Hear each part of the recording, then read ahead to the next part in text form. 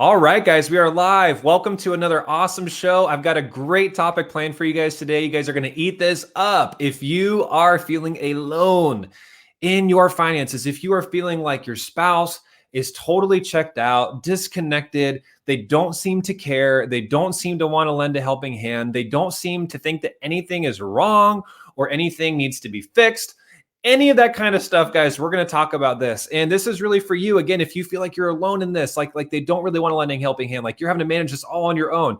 And whether you make all the money or they make all the money, or there's a combination, doesn't really matter. So many people that we talk to, for whatever reason, their spouse just does not want to get involved. They just don't want to take part in it. They don't want to, and they find and their spouse, but their spouse is still like frustrated, or they're like, hey, where's all the money going? Or they're disagreeing, or they're silently kind of judging or upset or frustrated. And a lot of spouses, they feel disrespected and they don't like it, how the decisions that you're making if you're the one managing everything, but they internalize it, or then they blow up every once in a while, and it just gets nasty. And so I want to talk to specifically to you. If you're sitting here and you're watching, you're like, I just want to get them on board. I just want to get them to want to do something to fix it. Why won't they help me? If you're feeling that, okay, we're going to talk about the top 4 reasons why your spouse is not wanting to help you fix the finances. And guys, after polling thousands of people over the years, I got a thing or 4 to help you guys fix this. And so I guys promise there's going to be massive value for you guys if you listen to this. Some of this is going to challenge your, all of it's going to challenge your thinking.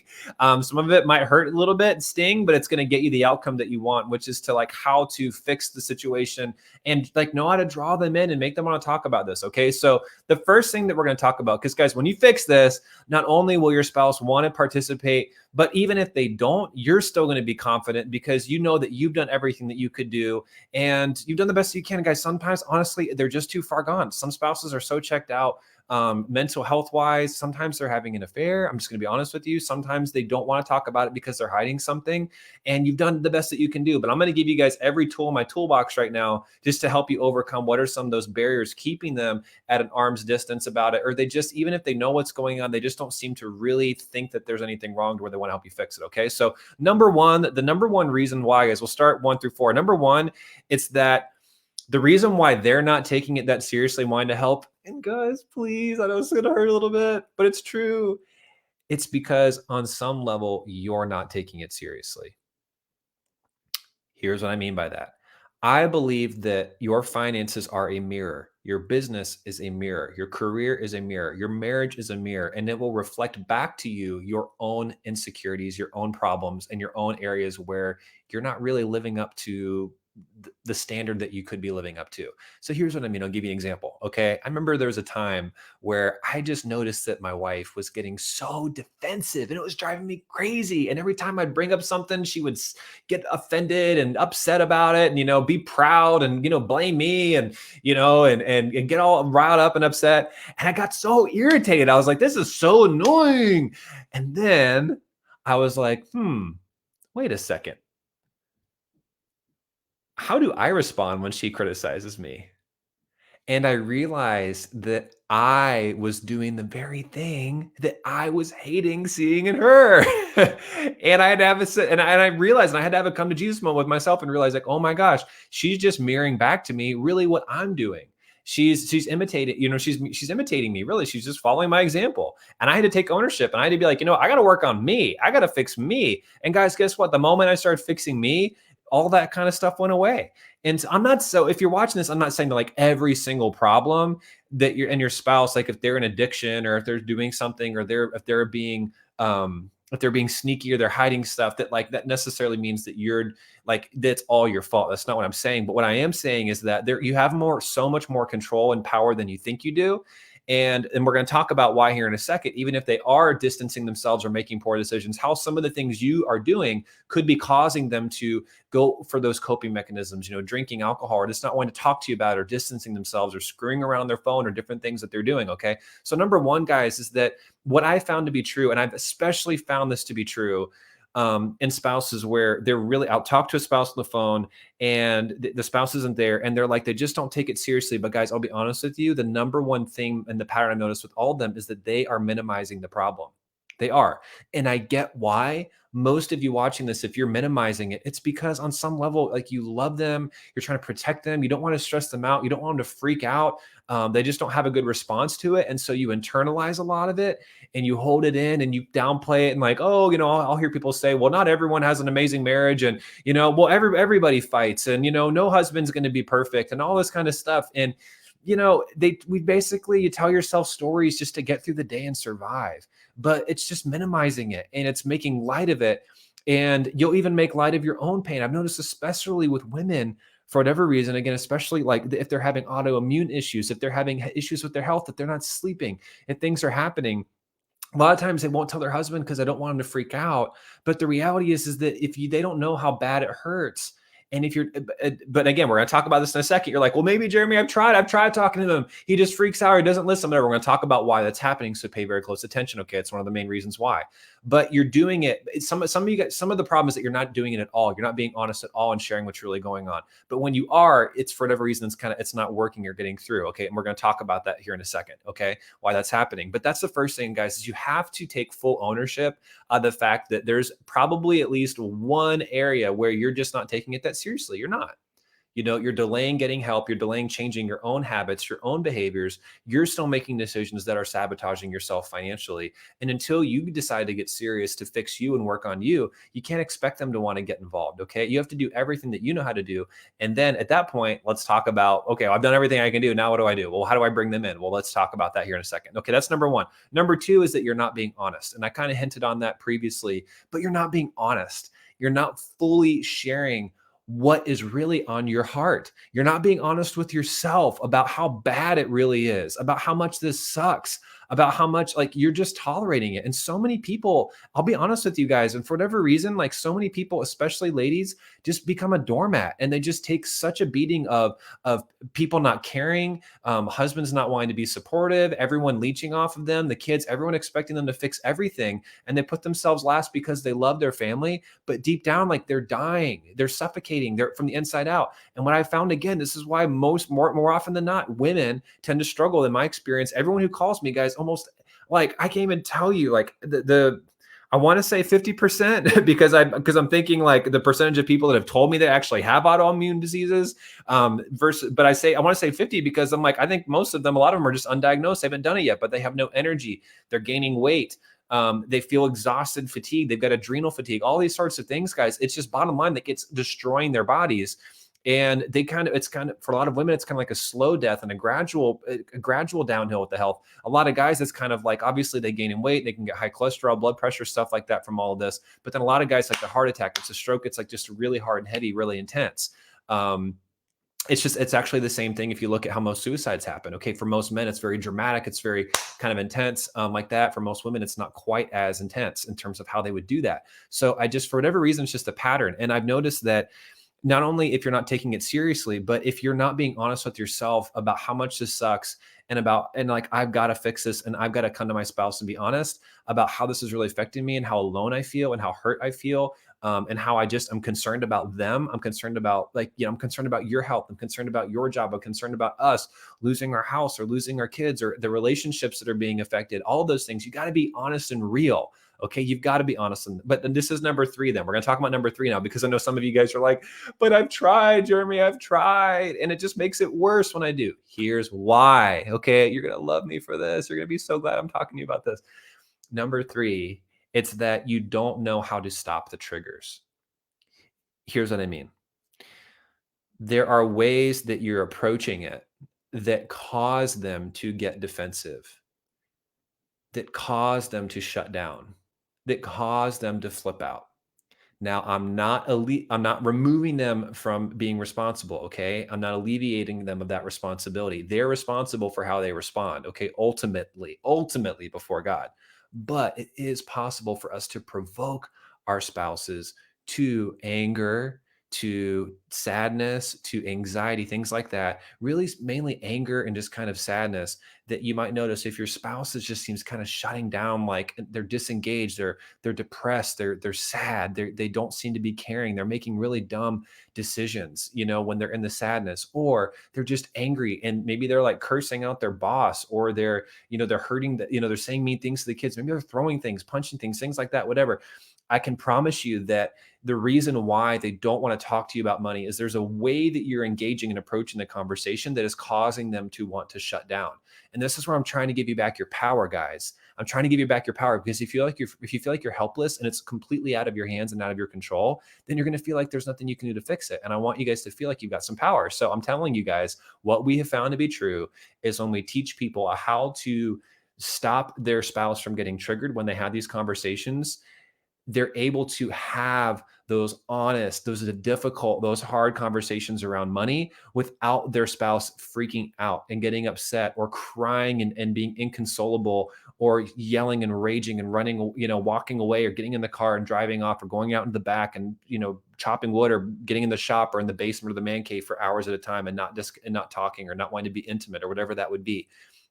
So guys, you have to know how to identify the triggers and know how to remove them, how to get it so that they don't get so triggered. They don't get so taken into that negative emotional space. Okay. When you try to talk about this stuff. So that's number 3. That's the key.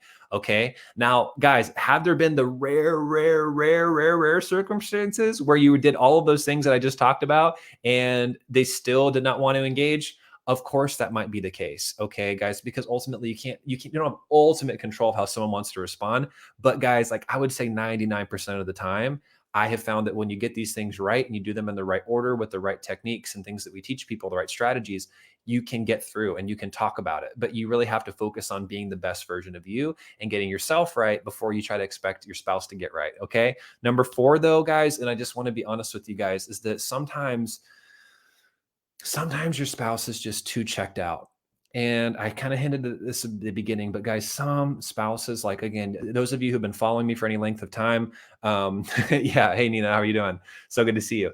Some spouses, guys, what happens is that they're so checked out. Okay, one reason could be if they don't want to come. Guys, I even had a conversation recently where one spouse did not want to combine things because they were hiding things about a hotel and an affair for years.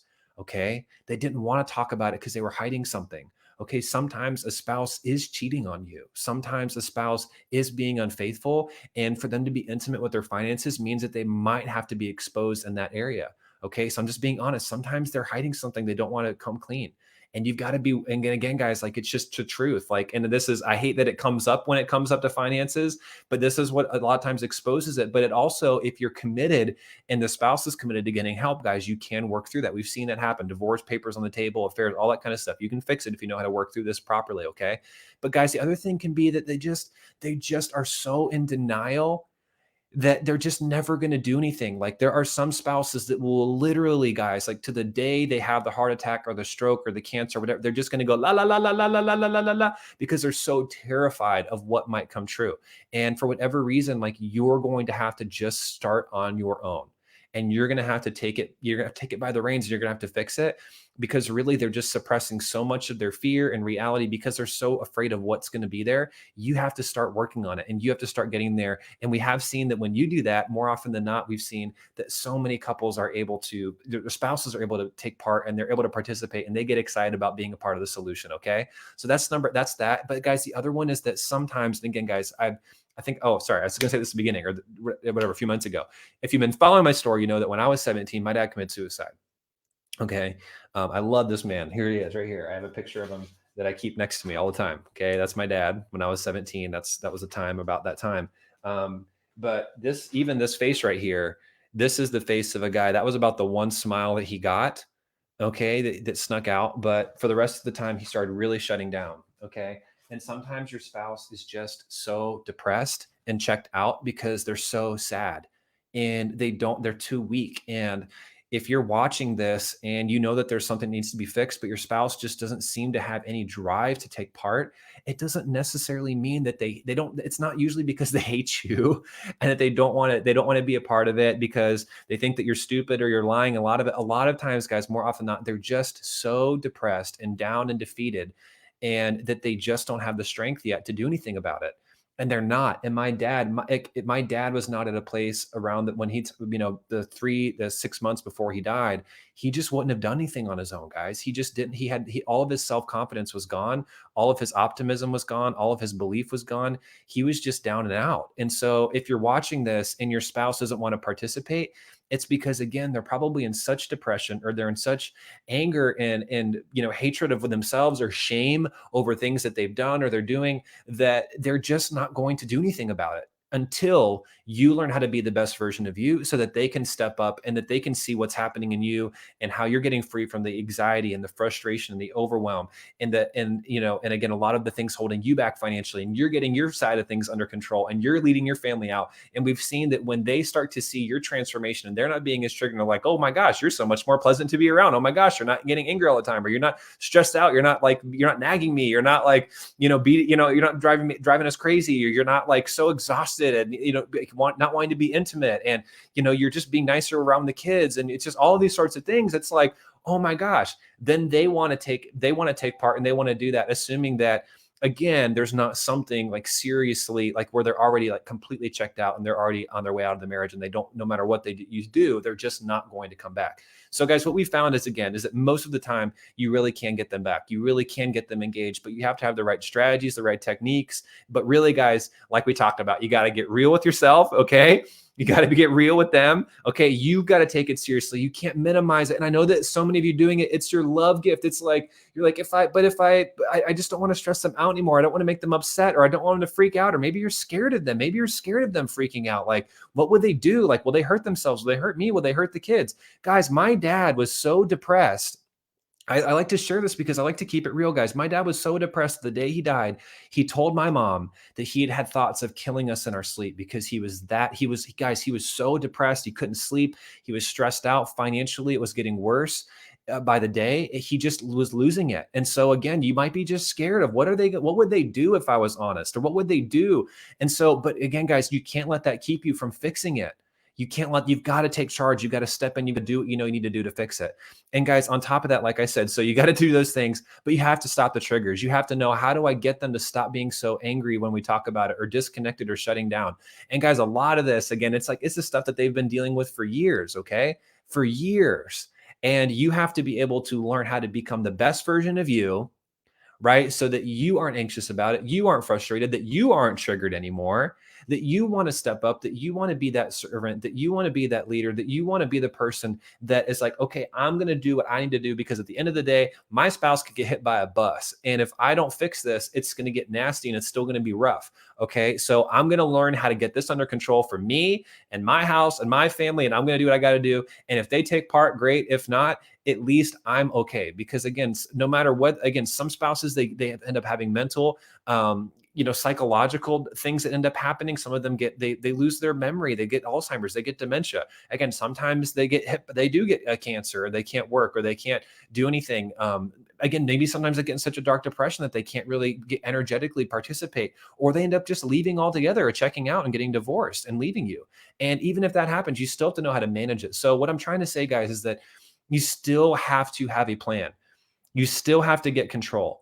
You still have to engage, and you have to do your part and say, you know what, at the end of the day, I'm going to be the best version of me. I'm going to get on this plan. I'm going to do it. And I'm going to be an example. I'm going to be the person that I want them to be for me. I'm going to be that for them. And I'm going to be that for our family. And I'm going to get the skill set to know how to draw them in, make this enticing, make it exciting, because guys, listen, when you start getting out of debt and you start saving, and you're able to buy your spouse like their dream motorcycle, or you're able to, take them out more, or go on more on dates, or you have the energy and the desire to be more physically intimate, things like that, their interest gets piqued. Like, wait a second, like, what's going on? Like, hey, what happened to you? Like, I want to kind of know what's going on. And they'll start to engage, and they'll get out of that darkness and out of that funk. And so I just don't want you to think it's all about you. It's not so much. They're just so depressed, that they're just disconnected, but there is so much that you can do to get them on board. And I would advise you, if you're married, like, yes, that's the ideal. Let's do it. But we have so many people that reach out,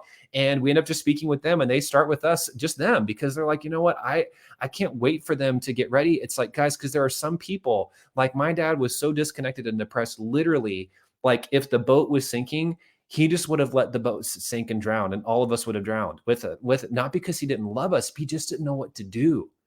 He was so depressed. He was so defeated. And your spouse there just might be so hopeless that they don't know what else to do. I don't know how else to get out of this job. I don't know how else to be able to save or to get ready for retirement or to how to get this debt taken care of or make them stop calling us and sending us letters. I don't know. I don't know what else to do. I don't know what to do. And they just check out. They give up.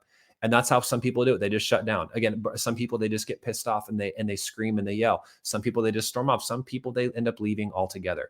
And I just want you to know that there is hope. If you're watching this and you want your spouse to help out, I would encourage you to do that. That's ideal, but don't wait for them to be ready.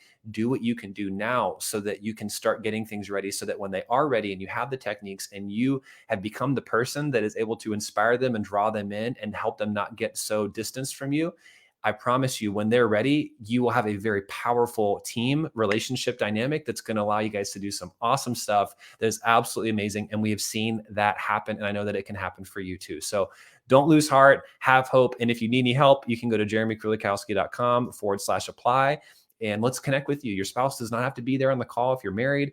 Let's just sit and let's talk about what's going on, what's not working, where do you want to go, what do you need as a plan to get where you want to be financially, even if that includes, again, I want them to be a part of it, which is ideal. If you're married, your spouse, like you should want to be on the same page. Like money represents your hopes and your dreams and your values and your desires and your fears. And guys, like when you get unified around money, everything else in marriage just gets that much sweeter and intimate and amazing because it, like I said, like it's the substance of life. Like nothing really represents like your values more than how you spend your money because you're making those decisions like hundreds of times, every month or every couple months or it's like, it's amazing. Okay. So guys, again, if you need help, go jeremykrulikowski.com/apply and let's help you guys figure this out and get on a plan, whether it's with you or just, both of you guys, it doesn't really matter. We're just going to work this out, get you on a plan and help you do what you can do,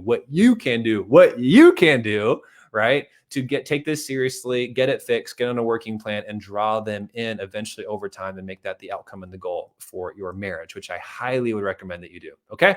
So great hanging out with you guys. Thanks for just watching. It's great to the engagement. Thank you guys. And again, if you need help, you know where to go and we will see you guys on the next show. All right. Talk to you guys soon and God bless. Have an awesome day.